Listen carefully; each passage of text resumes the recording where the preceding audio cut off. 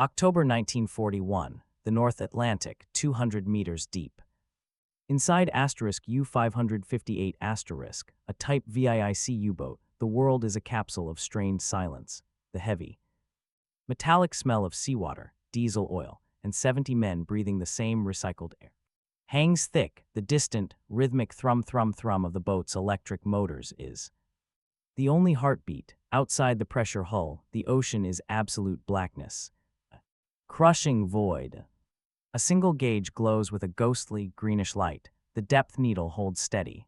The chief engineer's eyes are locked on it, his face a mask of concentration in the dim red glow of the control room lamps. Every man moves with deliberate, practiced slowness. Dropped wrench is an unthinkable catastrophe. They are hunters, but now they are prey. Hours have passed since they last saw the sky, since they crash-dived to evade the prowling destroyer whose propeller noises had faded into the hydrophone operators' headphones. The hydrophone man, his head clamped between the large earphones, is the boat's only connection to the world above. He listens to the symphony of the sea, the creaking of whales, the distant crackle of shrimp, the vast, hollow silence. He is listening for one sound, the sound that means they have been seen, not by the eye but by sound itself. A sharp, high-frequency ping that would ring through the water, bounce off their steel hull and give them away. It is a sound that would turn their sanctuary of darkness into a killing zone. For now, there is only the hum of their own motors and the silent collective hope that the black water above remains empty, that their technology of stealth is still superior to the enemy's technology of search. But the balance of this dark equation is shifting, and the hunters are about to learn that silence alone is no longer enough. To understand the deadly cat-and-mouse game unfolding in the Atlantic depths, one must first understand the weapon, the strategy, and the man who wielded them. The weapon was the Unterseeboot, the U-boat, at the outbreak of war in September 1939. Germany's submarine arm was not the massive fleet of popular imagination. It possessed just 57 operational boats, many of them small coastal Type IIs. The workhorse, however, was the Type VII. It was a masterpiece of focused engineering, 220 feet of welded steel, displacing 769 tons on the surface. It was not a luxury vessel. It was a torpedo tube with a crew attached. Its range was over 8,000 miles. It could dive to over 200 meters in under 30 seconds, and it carried 14 torpedoes, but it had a fundamental built-in weakness. The Type VII was not a true submarine. It was a submersible torpedo boat. Its primary mode of travel was on the surface, where its diesel engines could propel it at 17 knots, allowing it to intercept convoys and recharge the massive batteries that powered its silent electric motors underwater. Submerged, its speed plummeted to a sluggish 7 knots, and its endurance was measured in hours before the batteries were drained. To attack, it needed to be on the surface. To escape, it needed to dive. This dichotomy defined the early war. The man who understood this weapon perfectly was Grand Admiral Karl Dönitz.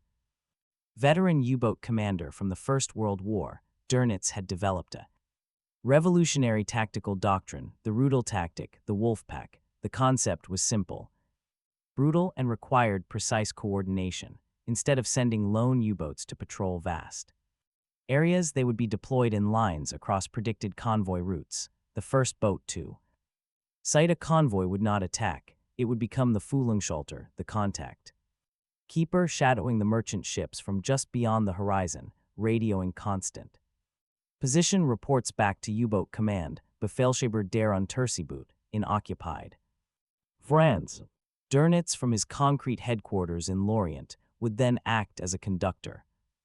Vectoring in other U-boats from across the ocean, they would converge under cover of darkness on the surface, where they were fastest and nearly invisible as low, black shapes against the Black Sea. The U-boats would slip inside the convoy lanes.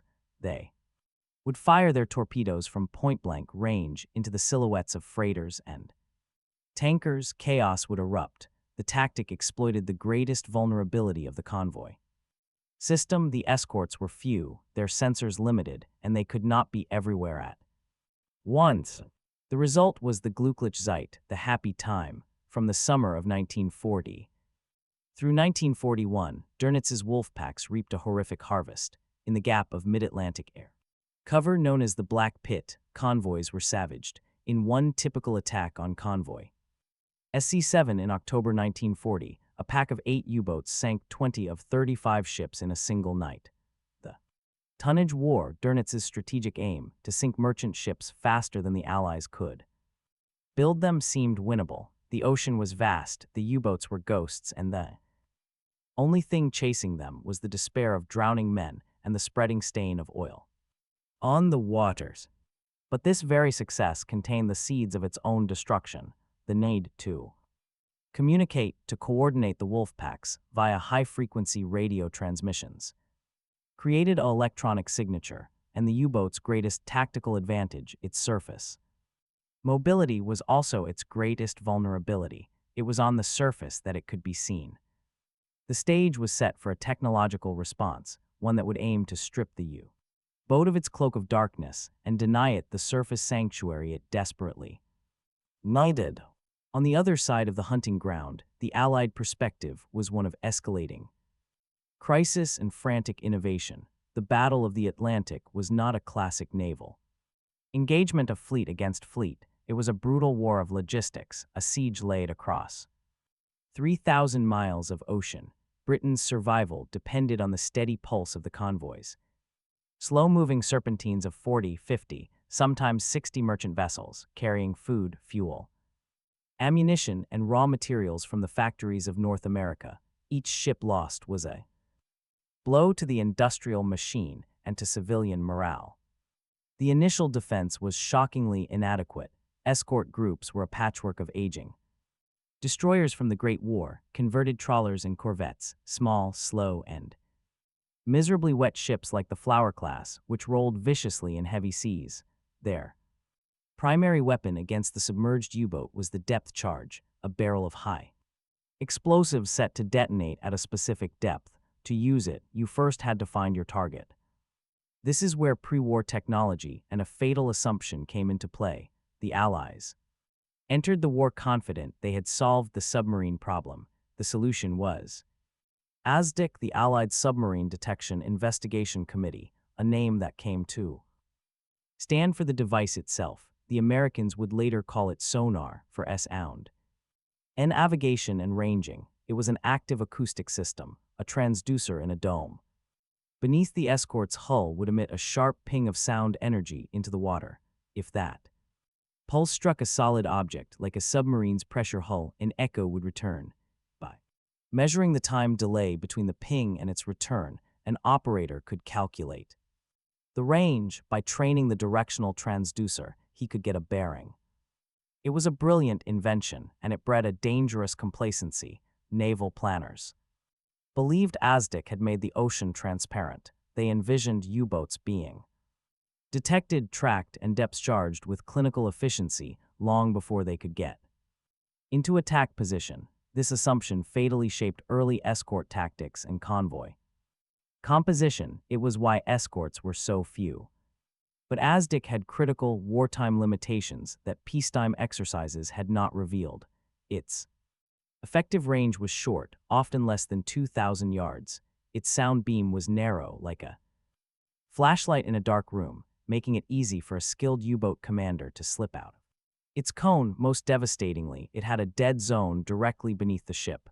As the escort passed almost directly over a submerged U-boat, the target would be lost in the acoustic shadow of the ship's own hull, vanishing from the screen moments before the depth charges were to be dropped. The U-boat, hearing the pings grow closer and then stop, knew it was momentarily safe. Furthermore, ASDIC was virtually useless against a U-boat on the surface. The sharp, shallow angle of the return from a low-lying conning tower was difficult to distinguish from surface clutter. The early war escort captain lived in a sensory paradox. He could see a submerged U-boat, albeit imperfectly, but was nearly blind to one on the surface. At night, and the wolfpack, following Dernitz's doctrine, attacked on the surface at night. By late 1941, the situation was dire. Shipping losses were catastrophic, outstripping new construction. The wolfpacks operated with near impunity in the central Atlantic air gap, where land-based aircraft could not reach. The Allied counter-strategy was in disarray. Built on a technological pillar that was cracking under the strain of real combat. Something new was needed, not just more ships, but new ways of sensing, new ways of killing, and a complete overhaul of the tactical doctrine. The imperative was clear: find a way to break the U-boat's two greatest advantages, its surface invisibility at night, and the safety of the deep. This necessity became the mother of a relentless invention, setting in motion race where the stakes were the fate of nations. Now we will explore the key perspectives of this duel beneath the waves, shall I? To comprehend the full dimension of this underwater war, we must view it from multiple perspectives through the eyes of those who fought, the machines they wielded, and the tactics that defined their struggle. For the 44 to 52 men crammed into a Type VII U-boat, the war was not a series of battles but a continuous state of acute sensory and psychological siege. They called themselves Die Grauen Wölfe, the Grey Wolves, but their existence was one of profound vulnerability cloaked in aggression. The interior was a labyrinth of pipes, valves, and machinery, every surface metallic and cold. Personal space was a myth, hot bunking was standard. As one watch came off duty, their body heat would still be in the narrow, damp bunk for the next man. The air grew thick with the stench of diesel, sweat, moldy food, and the acrid smell of the battery gases, a constant, low-level threat of poisoning. Silence was a discipline more rigid than any drill. During an evasion, the swader watch-officer would hiss absolute roux, absolute quiet. Men froze in place. Conversations died mid-word. The only sounds were the gentle hum of the electric motors and the terrifying metallic ping, ping, ping of the enemy's ASDIC, growing louder, ringing through the hull as if someone were tapping on a glass jar. Every creak of the boat's own hull under pressure was a potential betrayal. In the control room, faces were lit by the eerie red of the night lights, eyes wide, watching the depth gate, and waiting for the first, muffled thud of depth charges splashing into the water above.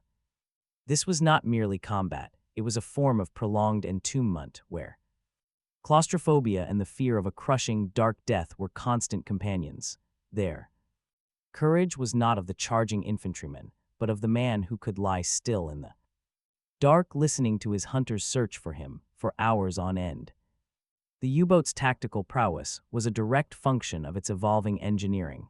Its primary weapon of stealth was its electric propulsion system. When submerged, the boat disengaged its roaring diesels and switched to massive banks of lead-acid batteries, powering silent electric motors. This gave it its ability to creep away from a scene or lie in ambush, but the batteries were a finite resource, a U-boat sprinting at 7 knots. Submerged would exhaust them in about an hour. At a slow, quiet crawl of 2 knots, it could remain underwater for perhaps a day. The need to surface to recharge via the diesels was the hunter's greatest leash. German engineers worked tirelessly to lengthen that leash. The most significant innovation was the Schnorchel snorkel, a Dutch pre-war invention adopted and perfected by Germany. It was a retractable air mast with a float valve. With it raised, a boat could run its diesel engines at periscope depth, breathing air and recharging its batteries while presenting only a tiny, nearly radar-invisible profile. It transformed the boat from a submersible into a true submarine for the first time, but it was not a panacea. Its use in rough seas was dangerous. The valve could slam shut, causing diesel engines to suck air from the interior, and at limited speed. Other innovations included the G7E electric torpedo, which left no bubbling wake like its compressed air predecessor, and sound-absorbing rubber coatings on the hull to dampen engine noises and make the boat a fainter target for hydrophones. Each was a step toward perfect underwater endurance, a bid to create a predator that never needed to break. The surface.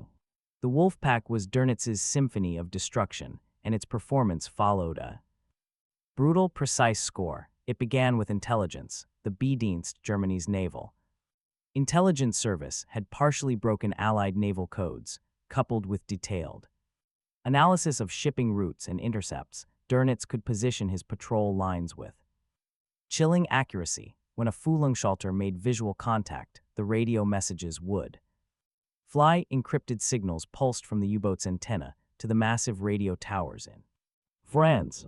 Upon receiving the contact report, Dernitz's controllers would plot intercept courses for every other boat within range. The U-boats would converge, often traveling for a day or more on the surface. The attack itself was a masterpiece of low-tech exploitation.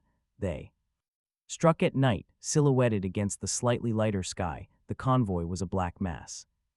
The U-boats, their low conning towers painted in disruptive, dazzle patterns, would slip between the escort screens, often on the surface, because ASDIC could not find them.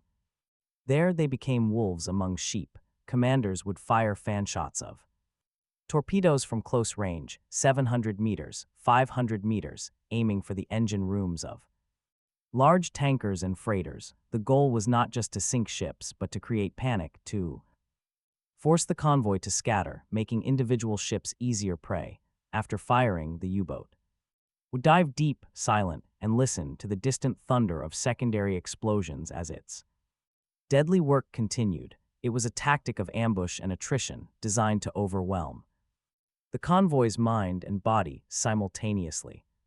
These three angles, the claustrophobic human reality, the relentless engineering, and the coldly effective pack tactic, combined to make the early war U-boat an exceptionally formidable foe. But for every angle of attack, an angle of defense was being forged. The Allied struggle against the U-boat was a battle against an invisible enemy, a fight fought as much in laboratory workshops and tactical think tanks as on the heaving decks of escort vessels. The response evolved from a position of technological arrogance to one of desperate innovation, ultimately forging a multifaceted system of detection and destruction. The evolution from ASDIC to advanced sonar was a story of refining the ping. Early ASDIC sets operated at around 1422 kHz, a lower frequency that traveled far but gave a blurry, imprecise return. The key advancement was the development of the Q attachment and later, the supersonic projector, operating at frequencies like 10 kHz. This created a sharper, more focused acoustic beam, a finer flashlight in the dark ocean. The iconic ping heard in films, that high-pitched metallic chirp, became the dread sound of pursuit for every U-boat crew. But technology was not limited to active sound. Passive hydrophone systems like the American JP or the British Foxer were crucial. These were simply arrays of microphones trailed behind the ship, listening for the distinctive screw noises of a U-boat's propellers. A skilled operator could distinguish a U-boat's electric motors from the background noise of the sea, estimate its bearing, and even guess its type and speed. This passive listening was silent, giving no warning to the target. The most effective tactic became a lethal combination. Use passive hydrophones to gain an initial, stealthy bearing, then switch to active sonar for the final, precise localization just before an attack. This combination stripped away the U-boat's advantage of silent running, turning the ocean from a sanctuary into an acoustic shooting gallery. Victory against the wolfpacks required more than new gadgets. It demanded a revolution in command philosophy. Three figures epitomized this shift. In Washington, Admiral Ernest J. King, a notoriously tough and abrasive commander, prioritized the Atlantic War, understanding that Europe could not be supplied nor invaded without securing the sea lanes. He pushed resources and new construction with relentless urgency. In London, Admiral Sir Max Horton, a former submariner himself, took command of the Western approaches in November 1942. Horton understood the U-boat mind because he had once possessed it. He dismantled the defensive, reactive mindset. He pushed for Aggressive, offensively minded support groups, flotillas of fast, modern destroyers, and frigates freed from direct convoy escort duty. Their job was not to shepherd sheep but to hunt wolves. They would reinforce threatened convoys or, using intelligence, prowl known U-boat transit routes and hunting grounds. The third figure was a tactical maestro at sea, Captain Frederick John "Johnny" Walker. R.N. Walker developed and perfected the creeping attack. In this drill, one escort, maintaining sonar contact, would guide another attacking ship, its engines and sonar silent, into the perfect position over the U-boat. The attacking ship would then drop a meticulously calculated pattern of depth charges. Walker's aggressive, systematic methods and his utter dedication to the kill made his second escort group the most deadly U-boat hunters of the war. These leaders transformed the Allied naval forces from a reactive guard into a proactive hunting organization. Beneath the tactical diagrams and tonnage statistics lay a war of singular human horror. Governed by a grim directive, on the first day of hostilities, September 3, 1939, the German Naval High Command issued orders for unrestricted submarine warfare. Merchant ships could be sunk without warning. This was a return to the policy that had drawn America into WWI, and it stripped the conflict at sea of any last pretense of chivalry. For the Allied merchant sailor, this meant a voyage spent in constant, low-grade terror. An attack came with no declaration, a sudden, violent explosion amidships, the shuddering halt of the engines, the ship listing sharply, the order to abandon ship, would be shouted over the roar of escaping steam and fire. Men scrambled for lifeboats, often under a rain of debris. If they made it to the water, their ordeal had only begun. They faced exposure in the frigid North Atlantic, where survival time was measured minutes. If their ship was a tanker, the sea around them could be a burning sheet of ignited oils. From the U-boat's perspective, surfacing to rescue survivors was forbidden by Dernitz's later Laconia order, as it made the boat vulnerable to attack or aircraft. The weight of leaving hundreds of men to die in the water was immense, a psychological burden carried by many commanders and crews. This was warfare reduced to its most clinical and terrible arithmetic, the sinking of tonnage, regardless of the human cost on either side. It was a battle fought in darkness, often leaving no witnesses but the waves.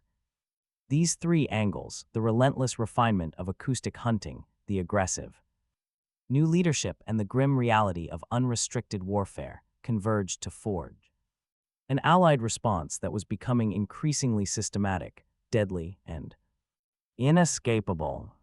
The turning point did not arrive with a single, thunderous battle, but as a convergent storm of technologies, tactics, and intelligence that broke over the U-boat fleet in the spring of 1943. This period, known to the Germans as Die Katastrophe, the catastrophe, marked the irreversible shift in the Battle of the Atlantic. The hunter became the hunted, and the ocean itself seemed to turn against the U-boats. The transformation began with a fundamental attack on the U-boat's greatest tactical asset, the safety of the surface, especially at night. The first key technology was microwave radar. In 1943, Allied escort vessels and very long-range patrol aircraft like the B-24 Liberator began receiving the revolutionary 10-centimeter wavelength ASV Mark III radar. Unlike its earlier metric wave predecessors, this radar's short wavelength could not be detected by the U-boat's Medox radar warning receiver. More critically, its beam was so precise it could pick out the tiny echo of a submarine conning tower or even a schnorchel head amidst the sea clutter. A U-boat commander, confident under the cover of darkness, would suddenly find his boat illuminated by the blinding glare of a lee light slung beneath a patrol aircraft, mere seconds before depth charges rained down. The night was no longer a cloak. The second pillar was high-frequency direction finding, or HUF-DUF. This system targeted the U-boat's operational lifeline, its radio transmissions, Dernitz's wolfpack.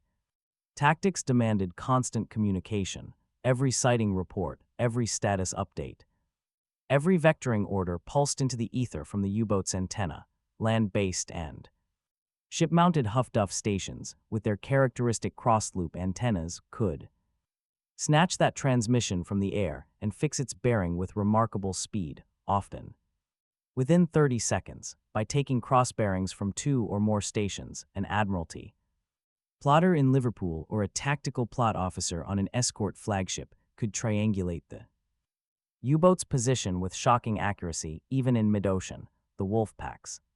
Coordination was now its beacon.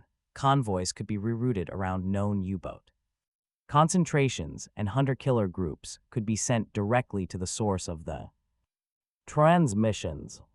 The third element was the development of new, terrifyingly effective weapons that solved the ASDIC dead zone problem. The Hedgehog was a forward-throwing mortar mounted on the forecastle of an escort. It fired a pattern of 24 contact-fused bombs in an elliptical spread about 250 yards ahead of the ship, unlike depth charges, which exploded at a set depth and could only damage a target through concussive force. Hedgehog bombs only detonated on direct physical contact with a submarine S hull. A clang followed by a deep, satisfying explosion meant a kill. There was no wasting of charges on a miss, and the attack could be delivered without ever losing sonar contact. Later, the even more formidable Squid mortar fired a pattern of 3 large depth charges that detonated in a triangular pattern around the target, using a sophisticated sonar fire control system to time the explosions for maximum lethal effect. These tools, invisible radar, radio triangulation, and precision ahead-thrown weapons, were integrated into a new tactical doctrine under commanders like Horton. The era of the purely defensive escort was over. The climax of this shift was embodied in 2 brutal convoy battles in May 1943, ONS-5 and SC-130. The convergence of these systems created a killing environment of unprecedented efficiency, setting the scene for a series of engagements that would break the back of the U-boat offensive in the North Atlantic. The convoy battles of May 1943 served as the bloody crucible where the new Allied systems were tested to their limit and where the U-boat arm met its irreversible defeat. Convoy ONS-5, outbound North Slow 5, a slow 43-ship convoy of aging freighters, bound from Liverpool to Halifax, ran headlong into a patrol line of over 30 U-boats. For 7 days from April 28 to May 6, a swirling, chaotic battle raged across the frigid waters south of Greenland. The escort commander, Commander Peter Gretton, was a veteran of Walker's school, and his group fought with ferocious skill, but the odds seemed impossible. In the first attacks, U-boats picked off stragglers, yet something was different. Huff-Duff gave Gretton early warning of converging packs. The new 10 cm radar on his escorts found U-boats lurking in fog and darkness. When the weather cleared briefly on May 4th, a Liberator from Iceland, guided by radar, pounced on *U 630, sinking it in minutes, a demonstration of the now-closed air gap. The critical phase came on the night of May 5-6. In a dense fog bank, the U-boats massed for a final, decisive assault, but in the fog, their radar warning receivers were silent. The escorts, their modern radars piercing the murk, became the hunters. The frigate HMS Vidette, using its Type 271 radar, stalked and sank *U-125 with depth charges and gunfire. The destroyer HMS Orby rammed and sank *U-531*. The sloop HMS Pelican relentlessly pursued another contact. In a 48-hour period, the escorts and reinforcing aircraft sank 7 U-boats for the loss of 12 merchantmen, a punishing, unsustainable exchange rate for Durnitz. The Wolfpack, confused and battered by enemies they could not see or evade, broke off the attack. Convoy SC-130. If ONS-5 was a desperate, fog-shrouded brawl, the battle for SC-130, slow Convoy 130, a week later, was a clinical demonstration of the new Allied supremacy, protected by Captain Johnny Walker's own 2nd Escort Group, reinforced by A support group and continuous air cover, this convoy was a fortress. Dernitz, desperate for a victory to restore morale, threw over 25 U-boats at it. The result was a massacre, but of the attackers, Walker's ships operating with lethal coordination gave the U-boats no quarter. Huff-Duff provided the initial vectors, radar found them on the surface, sonar held them underwater. The creeping attack was executed with chilling precision. On May 17th, Walker's group sank 2 U-boats. On the 18th, they sank another. Aircraft from the escort carrier HMS Biter accounted for a fourth. In the pursuit, a fifth was destroyed. Not a single merchant ship from SC-130 was lost. The impact was psychological as much as material. U-boat commanders' logs from this period reveal a mounting sense of helplessness and terror.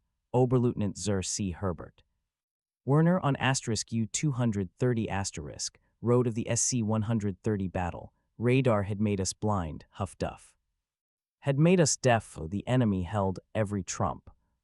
The view from the Allied side was one of hard-won mastery. From the escort bridge, the war had transformed. The tactical plot was no longer a confused guesswork of estimated positions. It was a real-time map lit by Huff-Duff fixes and radar returns.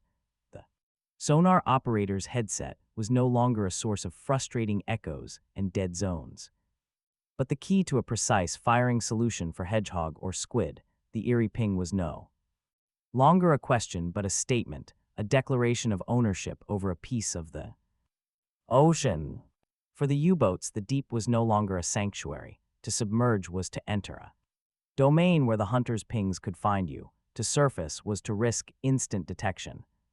By radar, to communicate was to invite a visit from a destroyer group. The technological and tactical ecosystem that had sustained the Wolfpack had collapsed. The climax of the Battle of the Atlantic was not a single explosion, but the slow, crushing realization by an entire fleet that their way of war had been rendered obsolete. The statistical reckoning of die catastrophe was as stark and cold as the North Atlantic. Depths, May 1943, stands as the blackest month in U-boat history. In that month alone, 41 U-boats were destroyed in the Atlantic. For Dernitz's tonnage war, the arithmetic reversed with brutal finality. Allied shipping losses, which had peaked at over 700,000 tons in November 1942, plummeted to under 200,000 tons by May 1943. More telling was the loss ratio. At the height of the happy time, a U-boat could expect to sink 100,000 tons of shipping before being lost. By mid-1943, that figure had collapsed to less than 10,000 tons. The exchange rate was no longer sustainable. On May 24, 1943, a shaken Grand Admiral Dernitz penned an order in his war diary and signaled it to all boats break off the battle in the North Atlantic. The losses, in particular in the convoy area, have reached an unbearable height. The U-boats were withdrawn from the main convoy routes. The North Atlantic, the primary theater of the war for 4 years, fell silent. The immediate strategic consequence was profound and immediate. The transatlantic lifeline was secured. The immense unchecked flow of American men and material to Britain could now accelerate, directly enabling the preparations for the invasions of Sicily, Italy, and ultimately Normandy. The U-boat, which had once threatened to strangle the Allied war effort in its cradle, had been strategically defeated.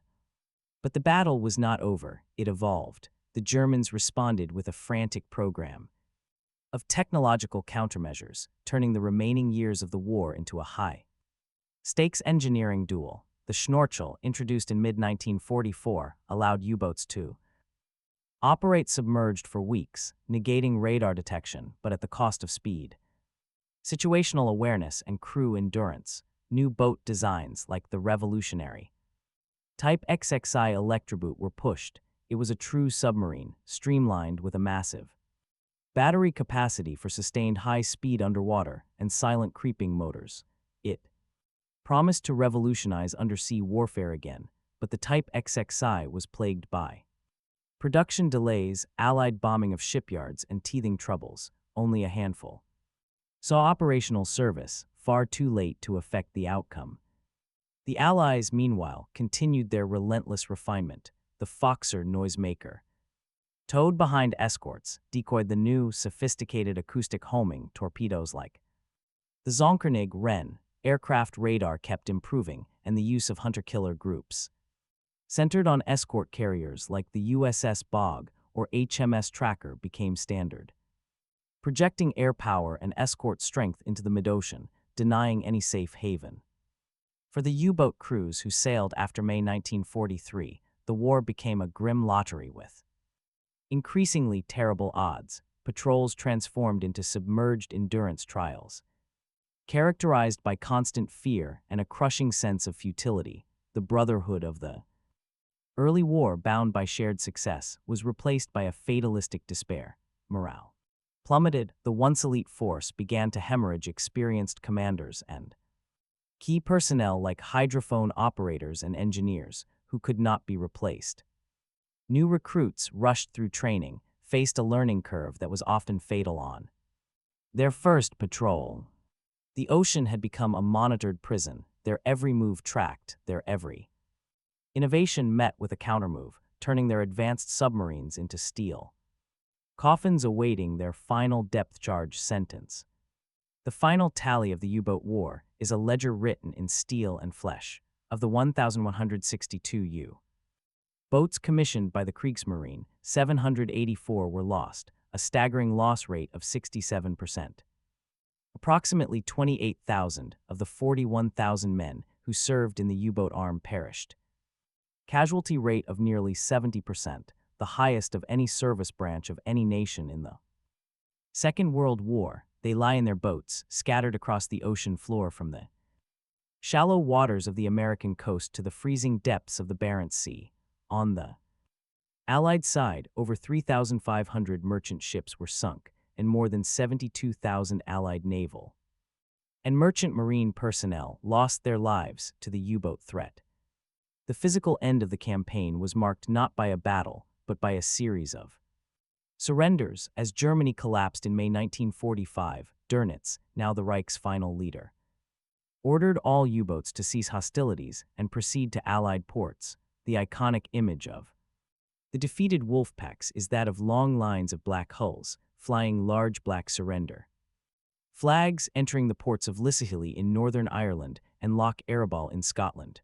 The captains handed over their logbooks and Enigma machines, under Operation Deadlight.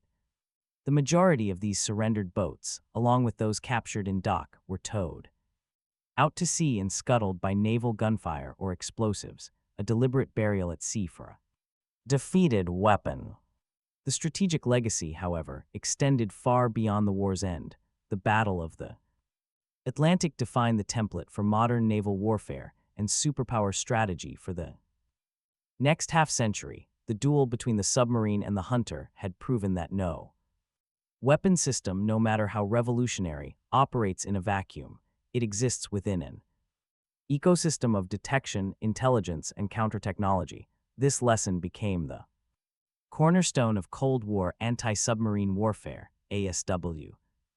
The technological seeds planted in the North Atlantic grew into an immense global network. Sonar evolved into sophisticated hull-mounted and towed array systems. Huffduff's principle of electronic intelligence, ELINT, birthed the vast signals intelligence SIGINT architecture of the Cold War. The Convoy Support Group transformed into the NATO Carrier Battle Group, an ASW hunter-killer flotilla, tasked with protecting the sea lanes from the new Soviet submarine threat. The Type VII U-boat, though ineffective in WWII, directly inspired the post-war designs of every major power, particularly the Soviet Whiskey and Zulu classes and the American Guppy conversions, shifting the focus to true underwater performance. Most profoundly, the battle established the ballistic missile submarine, SSBN, as the ultimate guarantor of nuclear deterrence. The lesson was clear: the one place to hide a strategic weapon was in the deep ocean, the same vastness that had hidden the wolfpacks. The modern boomer is the direct philosophical descendant of the U-boat platform, whose primary weapon is its stealth, and whose survival depends on the constant, silent duel between hunter and hunted that was perfected in the desperate years of the Atlantic. The tonnage war had failed. Dernitz's dream of severing the Atlantic lifeline died in the spring of 1943, but in its death throes, it birthed the enduring paradigm of undersea conflict, a realm where victory belongs not to the vessel that can dive the deepest or run the quietest, but to the force that can best orchestrate the myriad systems required to find, fix, and finish a hidden enemy in an environment devoid of light. This brings us to a final, quiet reflection on what this relentless struggle beneath the waves ultimately meant. Today, the North Atlantic swells roll over a silent cemetery, the pressure hulls of Type VIIs and Type IXs lie scattered across the abyssal plains, their forms slowly dissolving into the seabed, becoming one with the element they sought to master. The thunder of depth charges and the shriek of tearing steel have faded, replaced by the eternal groan of the ocean. The duel between the U-boat and the sonar pulse was more than a tactical engagement.